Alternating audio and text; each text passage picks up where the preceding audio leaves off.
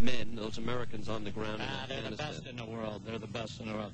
You want to really hurt them? Hold them down and get them with some soap and shampoo. That'll get them. These people haven't bathed since, I think, the Soviets were chased out. Well, how'd you like to be a woman over there, having to sleep with one of those guys and then have your hands chopped off or something for picking your nose, whatever they do there? Oh, I like that.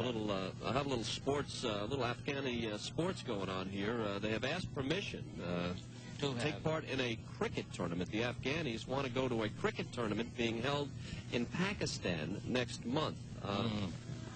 Muranawar Rana, senior official of the Pakistan Cricket Board of Control, says whether they're able to take part depends on the circumstances. I would imagine if there's a country left over there, then they can take part. If not, they can't. Is it BYOBC, bring your own box cutters? Is that what it is when they show up? I hope not.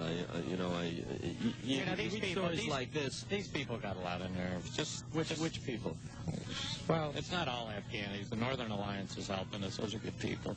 I feel bad. I have a very good friend who's Afghani in D.C. His father owns a restaurant that is spectacular Afghani food. And have a little trouble selling his food lately? I don't know. I haven't talked to him. It's got to be a tough time. Yeah, of course it is. I mean, they had a plane flight. Just recently, there were 4, I believe, Mideastern appearing people, and the rest of the people wouldn't get on the plane, which I think is outrageous. They checked them all out. They went through security, and then the rest of the people would not get on the plane. I wouldn't get on. Well, I wouldn't get on a plane if you were getting on a plane, but I'd get on with them. Well, you're an idiot. You have to be worried. Well, worried is one thing.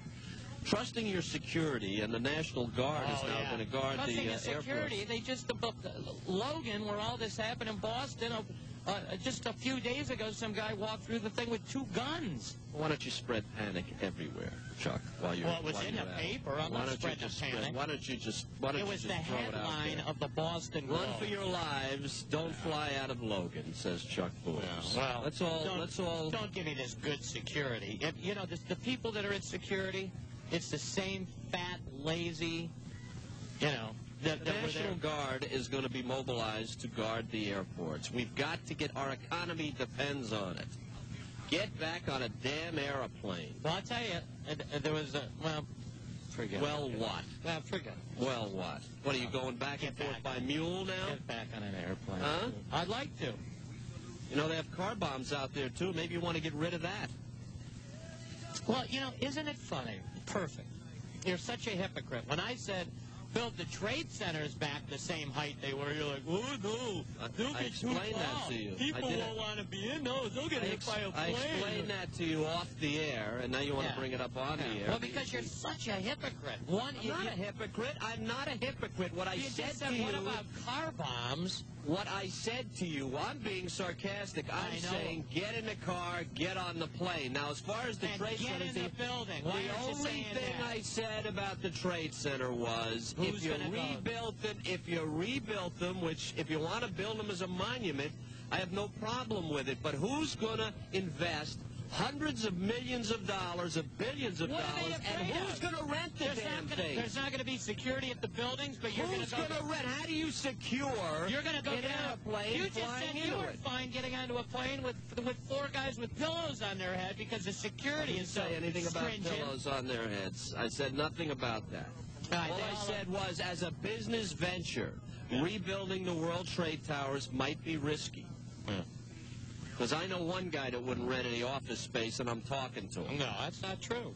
Oh, yeah, where'd you go? You just rent a spot right on the 106th floor, huh? You're so full of it. You wouldn't even get on an airplane. I don't want to be on an airplane. A building I'd be in. Oh, yeah. Well, the idiots that say don't build the towers the same height said that you could ram a plane into it. Does that mean we're only going to build the Pentagon 2 stories instead of 4? It's not about the actual risk. It's about the perceived risk and who's going to center their company in that building. There's a perceived risk in flying right now. Not if you have the National Guard at the airports and everything. You ever see some of the guys in the National Guard? Now, don't start on the National Guard. Don't do this. Don't do this. I'm warning you. Don't start picking on our National Guard. I'm not. There's some great people in the National Guard, but, Some guys in my high school that didn't do so good in auto shop that are in the National Guard. All right? Look, did you see the movie Earthquake? I'm not helping you with this. Did you see the movie Earthquake? I may have missed Did Earthquake. you see Charlton Heston when they called out the National Guard? All right? No, I didn't see Earthquake, and I didn't see... Well, let me ask you this. Why couldn't the National Guard... Since the National Guard's so great, why couldn't you have the National Guard station at the New World Trade Center? What? Why don't you understand? When I try to explain something to you, what do you do? What do you stick your toes in your ears or something? If I could get them there. What is it about this you don't understand? If you said rebuild, you'd be finding it onto a plane because the National Guard would be there. If you rebuild those two buildings, who will come? That's the problem. If you rebuild them, they will come. Yeah, so you're an idiot. You're an idiot. You're an idiot. Yeah, let's build them. All right, tell you what. You invest your salary into rebuilding them. Yeah. See how much money you get back. We'll build them. We'll get the observation monument there. That's what you should have. Oh, yeah. Typical liberal response. Let's spend the rest of our lives feeling bad. That's you. Well, I think that's a given anyway. I think I'm going to spend the rest of my life feeling bad, no matter what's in that spot. Hopefully that's only a couple months. Yeah, right. Okay, well... you or Joe Paterno? What did you say? How many? Matt, let's go to Matt. Matt, you're on with Kiley and whatever the hell this is on the other end of the Help us, Matty. I have to say a couple things brief here. I thought you might want to point out on this whole thing. Is check out... Hello, you there? Yeah, we're here, Matt. Good. Okay, I didn't hear. I went to the University of Virginia. George Welsh, who used to coach here up until this year, Al Gross coaching there, was a good friend and used to coach for Joe Paterno. They had the same whole deal went down. He'd been there. He turned around a program from nothing. One of the things, I was totally against George Welsh going, but one of the things I found out afterwards that you don't hear behind the scenes is how's he doing in the recruiting wars. And they had some articles on some papers in the alumni thing that there were some high school coaches who came out afterwards, after George Welsh resigned, supposedly, that he wasn't paying attention to them, so to speak. He didn't have the energy. He wasn't hitting the recruiting beat big time. How's Joe Paterno doing on the recruiting deal? And another thing to look at is how much can they pay a new coach? I mean, is he going to lose him? Are they going to get in the $2 million range of Spurrier and Stoops? I'll hang out and see what you have to say.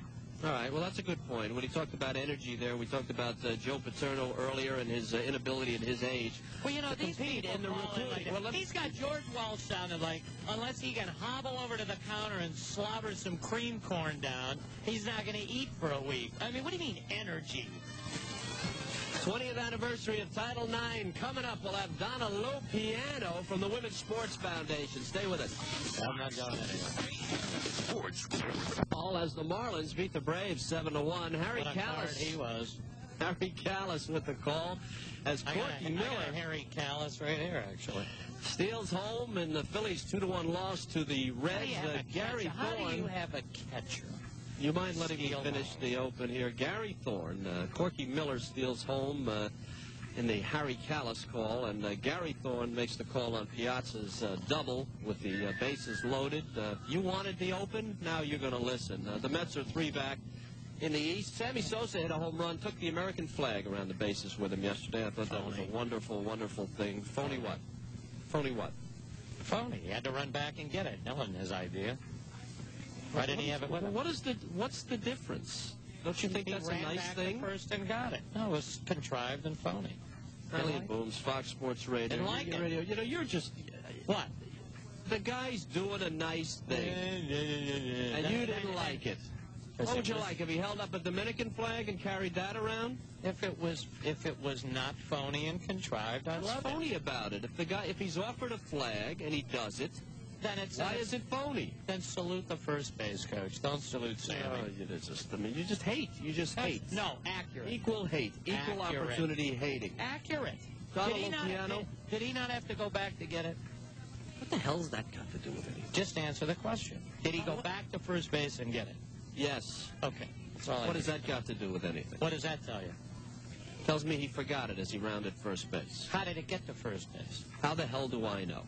The first base coach brought it out. So then when Sammy hit a home run, he said, hey, Sammy, here, how about this? Yeah, and when you go back to get it, that means it wasn't on your mind. So that takes the patriot right out of him. What you were supposed to think was such a great thing is if he hit a home run, he wanted to run out with a flag, he'd have had his own flag tucked in his back pocket or something. When the coach says, hey, come here, carry a flag, all the idiot sports commentators will say you're such a great American. Phony and contrived. I hated it. Yeah, he could have said no, and he didn't. He's not an American. Where would he shy away from the camera? Sammy Sosa. Oh, now you're going to beat on Sammy Sosa now. Is that right? So now it's Sammy Sosa's the villain. Want to go back over his charitable organization, Mr. No, Hypocrite? I don't. No, I don't. What am I, a hypocrite? That was one issue, was his charitable organization. Yeah. There were a couple of, how should we say, bottom line issues there. Shady. Well, I'm not prepared to say that. If you want to get sued by Sammy, then go ahead. Throw it out there. He's stuck enough with all the other people. There was some question as to how much involvement he had in those charity organizations. That's what we discovered. There was a question about it. I don't know that we ever got to the bottom of it. We didn't. I did. Yeah, as always. You're at the bottom of everything. And you act like he had some spontaneous display of patriotism. All I'm saying is it was nice. It was nice. What was nice? The fact that he got the flag. He didn't do it. Well, who was carrying the flag around the bases? He did after he was called back to first and said, here. That's enough of that. That's exactly what happened. Why don't you just appreciate that somebody who's not an American carries the American flag around the bases? Journalist that you proclaim to be and be accurate with the listeners. What did I say that's inaccurate? He went back to first. I didn't disagree with that. All right, well, then it wasn't spontaneous. I didn't say it was spontaneous. Well, you said, wasn't it nice? No, yes, I said, wasn't it nice? No. The answer is no. It was fake and contrived. Call us if you think it was nice. That's what we're down to on this show. If you think it was nice, call us. Call us if you're smart enough to see him go back to first base and get the flag. Nobody's disputing that. Why do you hang your... Let's say there's a nude woman in the third base coach's box, and he hits first, and the first base coach says, Sammy, come here. And he comes back and he goes, here's a rose. Go give it to the whore in the third base box. Right. It'll work. She'll like you. He cuts across the pitcher's mound. No, and he runs all the way around and hands it to her, and an idiot like you would get on the radio and go, isn't he romantic? No, he's not romantic. The first base coach gave him the rose to give to the nude broad. You follow me? You're not expecting me to get involved in that discussion, are you? Look, it's so plain. Expect an answer. It's so plain to see. The first base coach hands him a rose to deliver to the whore in the third base coach's box who is nude. And I say, isn't that romantic? That's right. And that destroys my journalistic integrity. Correct. Because there was no... That's about as good an analogy as you've ever come up with. Congratulations. They get better. Hang on. But I mean, that's I hope they get better. What? Well, you don't understand that either, Dutch. Did she wave him in? Slide. Head first. All right, Donna Lopiano. We'll ask her about the whore in the third base coach's box when we get her on. From the Women's Sports Foundation on the 20th anniversary of Title IX. All I said was, Sammy Sosa carried the flag around the bases, and it was nice. No, it was fake. And here we wind up with a naked whore in the third base coach's box. And that, isn't that wonderful? What a show this is. I just love this. That's exactly what... that's the exactly people out there that are listening understand what I'm trying to say. If somebody does something spontaneous or whatever, like if I see... nobody said it was spontaneous. David Wells, when he went out with Babe Ruth's hat on his birthday or whatever, I mean, that was great. I mean, that's real. That was nice. Yeah, and it was real. Yeah, if somebody ran out and handed him the hat and said, hey, lardass, it's Babe's birthday, put this on. Right. That's not the same. All right. You don't give the credit to the guy. Well, don't give credit to Sammy Sosa. I said it was nice. The first base coach was nice. It's not evil. The first base coach was nice. It was nice of him to hand it to Sammy, and it was nice of Sammy to keep going. And I don't want to beat this thing to death. You're just killing me with this thing. Sammy ran around almost the entire diamond with the flag. He picked it up at first. Yeah. Went around second, was waved in by the whore at third. Right. And it was nice. All of it was nice. Right. Donna Lopiano coming up. Also, I want to tell you that Alejandro Albar, for those of you who've been listening to the show for a long time, this is the legless gentleman. He tried to commit suicide by driving his father's car under a train. He failed. Both of his legs were amputated. He survived and became a world-class wheelchair racer. He won the 267-mile dash across Alaska in a when he got to Anchorage, he went 2 miles past, turned around, went back. They gave him a flag, and then he kept pedaling. They don't pedal. Whatever they do. They use their arms. Right. And he'll be picking football games later on this show, NFL games for the weekend. Then we'll have Chuckie's keys to the games for those of you that are not too nauseous to listen to it. And so all of that's coming up. For those of you that want to make money. There it is. There's the music, and you're getting your fire Now out. it's time for Chuckie's naked whore on third base. Give her a rose. Isn't he romantic? Let's go to Steve. Steve, you're on with Kiley and Booms. Good afternoon, Jen. Hello, Steve. Hey, I got a question for Chuckie. Chuckie, are you with me? I am. Are you sane, is the question. Yeah. Well, you know, in light of what you're talking about there, it strikes me as odd. Do you think that, say the speechwriter for the president writes a speech and the president speaks every word that was written and cries a tear, does that mean the president was insincere? Well, in some respects, yes. I mean, the speechwriter is the one who provided the words, and if the president went up like he did with the bullhorn and put his arm around the fireman and did that, that was riveting. You know why? Because that was really him. And there's a difference. How do you know there wasn't an advisor standing behind him at a shot of the camera going, put your arm around him, say this? Or even worse, some guy in the background saying, hey, George, now would be a good time to shed a tear. Yeah, that's right. That's right. The speechwriter, let me tell you about the president. The president has to agree with what is written so that they become his words. He doesn't have time to write everything, but he agrees with it. Sammy agreed to take the flag. Sammy agreed to take the flag, so he became a co-nice guy with the coach. He was back to first. Hey, Chuckie, you should have been offended if Sammy hadn't taken the flag. I wouldn't even have known there was a flag. If he'd have brought it out himself, fine. Don't run back and get it and then jog around like you're Patrick Henry. I don't need it. I don't need what I deal with every day on this show. Yeah. Have a good weekend, guys.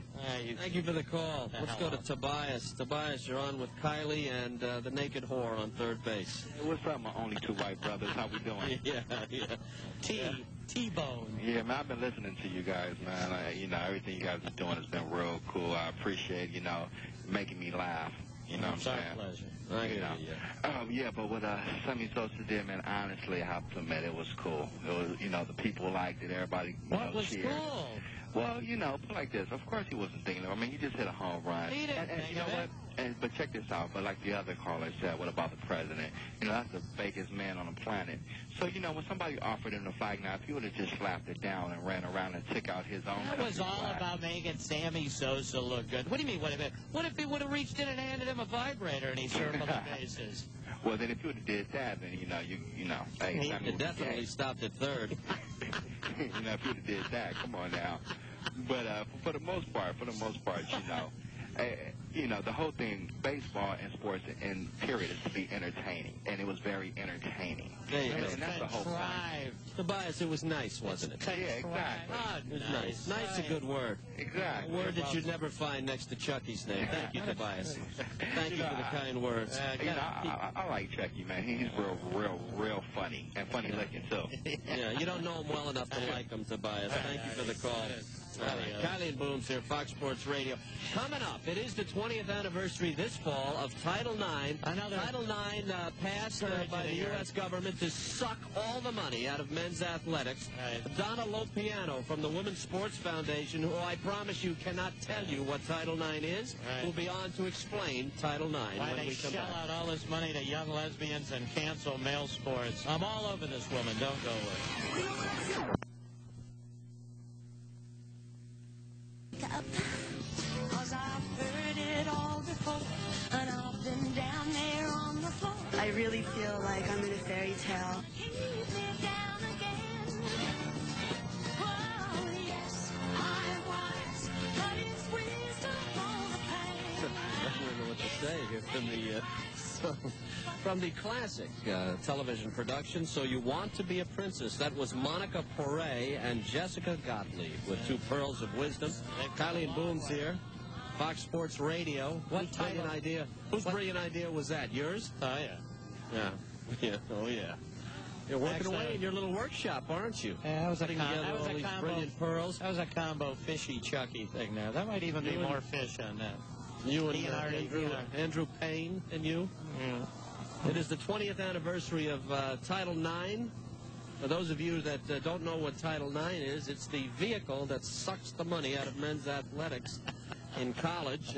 Crowd of 9,300 people watched Louisiana Tech defeat Cheney State in the first NCAA Division I Women's Basketball Championship. The 2001 championship got a 3.34 rating on television.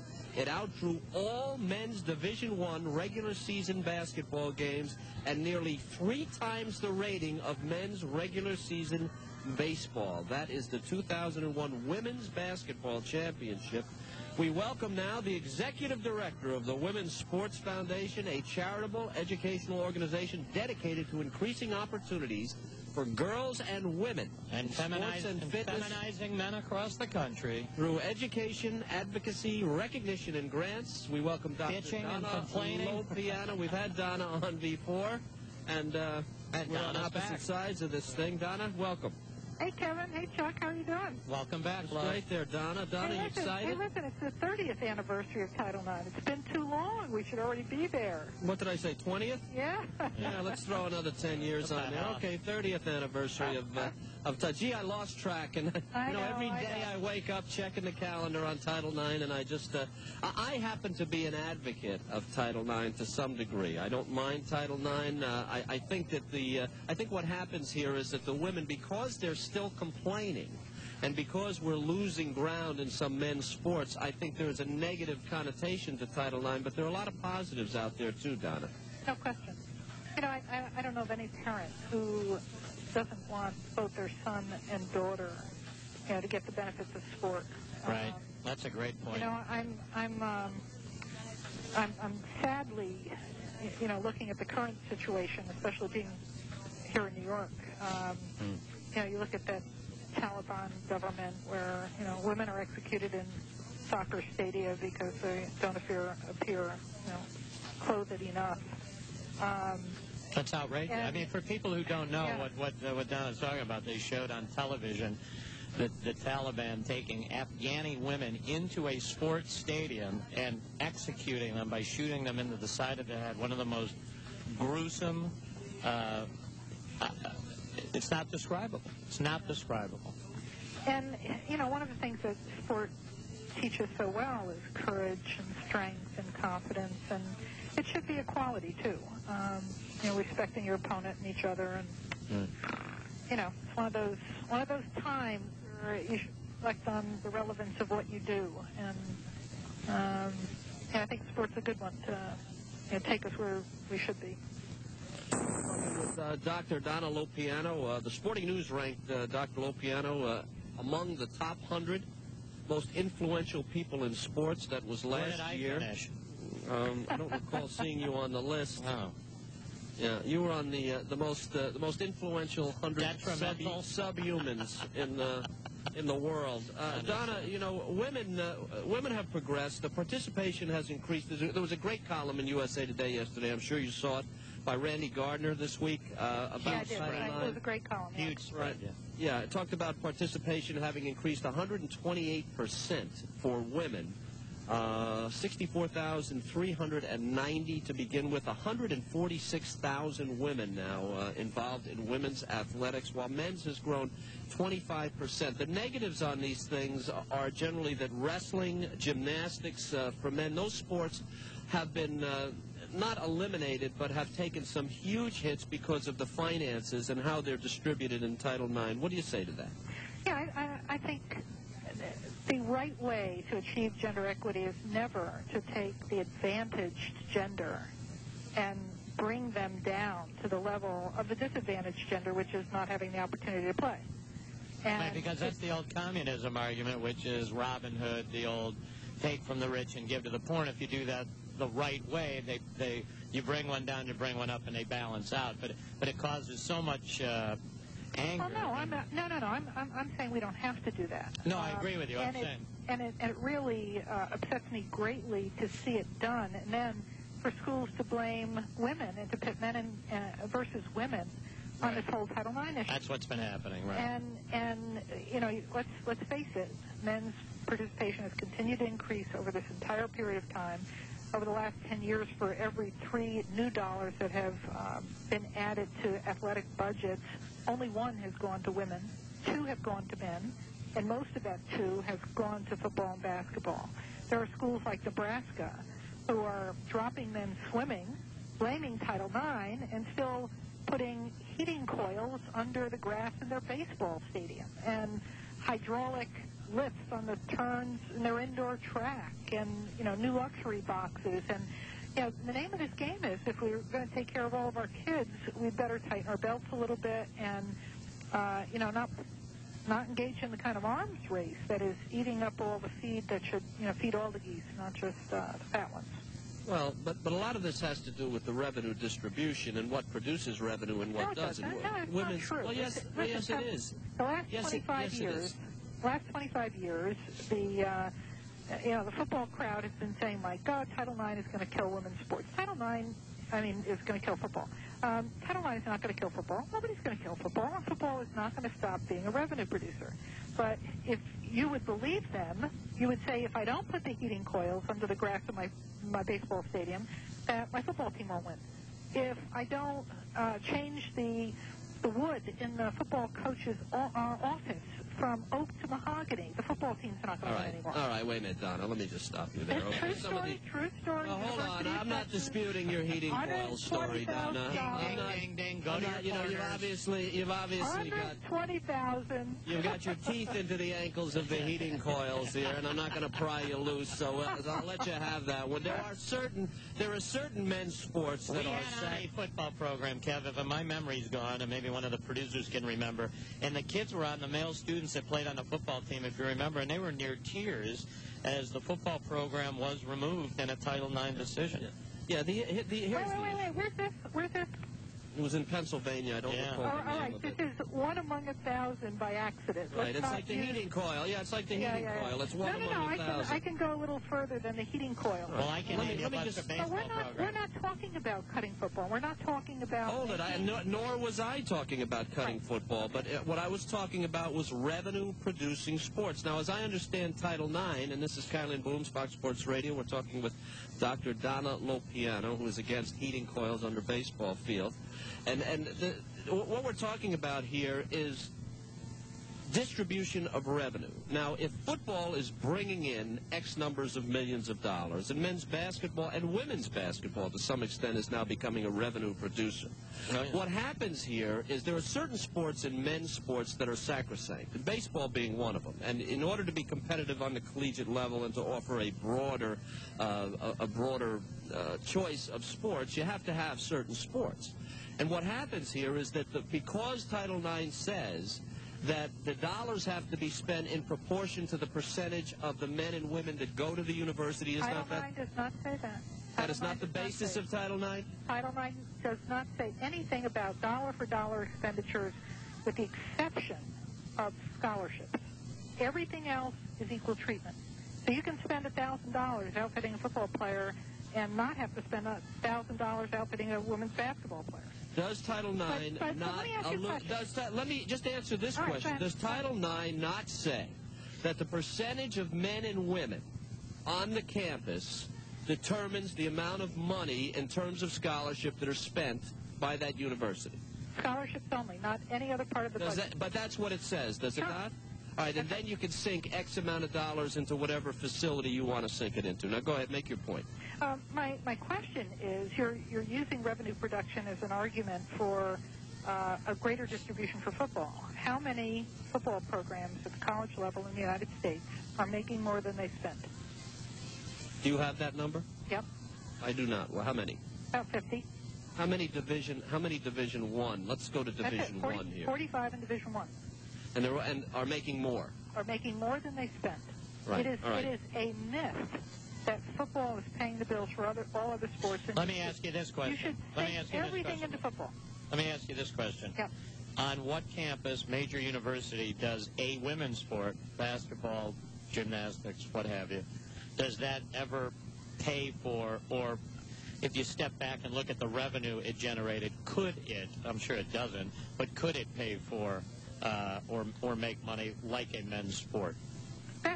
Women's basketball programs among the top 10 schools are paying for themselves. You know, Tennessee, Texas, you know, those. But I'm not sure that's the question, because you wouldn't, you know, when it comes to gender equity, you can't allow economics to be an excuse to break the law. In other words, what if somebody, if you had a child in a wheelchair, and you went to the school principal and you found that there were no ramps that go into the school, and the school principal says, well, you know, we can't afford to do that. And you say, but there's a law. And he says, I'm sorry, we can't afford to do it. You know, if I take this money away from the football team and, you know, I give it to ramps, we might lose donors. We might lose football games. The question is whether the law... Why would you say, you know, that's wrong, that you shouldn't have an economic excuse for discrimination, and yet you give me an economic excuse for discrimination when it comes to gender? Well, one is the question is whether the law is legitimate. That argument there, Donna, is comparing women to handicaps. So I'd watch that one. You're making it sound like women are handicapped. I know. God forbid that, you know, daughters and sons, handicapped son, handicapped daughter. No, not about handicap. You're making it sound like the handicap or that women, healthy women, are like the handicapped because you need to move money around for different things that are against the law. I'm suggesting that discrimination in any form, be it race, gender, or physical ability. Do you feel, and let me just ask you this question, and I agree with you, and let me ask you this point-blank question. Yeah. If a men's baseball team at Boston College is doing well for 20 years, and based on Title IX, and they needed to move the money around, as we just did with the ramp handicap analogy you brought up, that it cost the men's baseball team their program, and this has happened in a lot of schools, is that fair in your opinion? That's garbage. You know, my feeling, having been an athletic director, is that the athletic director that cuts the men's program, takes the easy way out, and blames it on the women is not only being chicken but incompetent. That the responsibility of that administrator is to keep all of those programs going. There's no reason that he or she can't do that. Donna, this is so big a subject, we're out of time here. We're going to have you back again. Let me ask you very quickly, Donna, and give us a short answer here. What needs to be done further in terms of Title IX? What progress would you like to see be made? So the presidents have to step in and really put the lid on the arms race. It will be healthier for male athletes, and it'll be healthier for gender equity, too. All right. Better sense in the way you spend money is what you're talking about. Fiscal responsibility. Okay. All right. Thank you, Donna. Thank you so much. We'll have you back again. We're always happy to have you. You have a good weekend. I enjoy too. Thanks, guys. Thanks. All right. Dr. Donna Lopiano on Title IX, It always starts nice, and then it gets ugly, and then it ends nice. We'll take your calls on this. I didn't think that ended nice. I guess she didn't either. But she'll Kylie and Booms, Fox Sports Radio here. Coming up, Alejandro Albar, the legless game picker. We'll talk to him. Great guy. You're going to love this guy. He's going to pick NFL games for you. We'll be back.